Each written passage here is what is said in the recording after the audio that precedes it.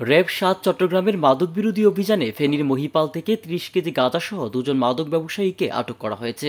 সাথে মাদক পরিবহনে ব্যবহৃত একটি মাইক্রোবাসও জব্দ করা হয়।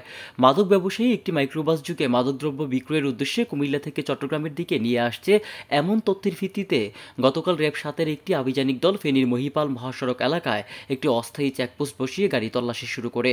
এ সময় র্যাবের চেকপোস্টের দিকে আসা একটি মাইক্রোবাসের গতিবিধি সন্দেহজনক মনে হলে র্যাব সদস্যরা মাইক্রোবাসটিকে থামানোর সংকেত দিলে মাইক্রোবাসটি না থামিয়ে দ্রুত গতিতে পালিয়ে যাওয়ার চেষ্টা করে। এ সময় আসামি মোহাম্মদ খায়ের আহমেদ ও খুরশিদ আলমকে আটক করতে সক্ষম হয় র্যাব ৭-এর সদস্যরা। পরবর্তীতে উপস্থিত সাক্ষীদের সম্মুখে আটককৃত আসামিদের তল্লাশি করে তাদের কাছ থেকে চালকদের পেছনের সিটে বিশেষ কৌশলে রক্ষিত দুটি প্লাস্টিকের বস্তা থেকে ৩০ কেজি গাঁজা উদ্ধার করা হয়। উদ্ধারকৃত মাদকদ্রব্যের আনুমানিক মূল্য ৪,৫০,০০০ টাকার অধিক হতে পারে। পরে গ্রেফতারকৃত আসামি উদ্ধারকৃত মালামাল পরবর্তী আইনানুগ ব্যবস্থা গ্রহণ করে ফেনী মডেল থানায় হস্তান্তর করা হয়েছে। নাসির উদ্দিন লিটনের রিপোর্ট, আমার বার্তা ডিজিটাল।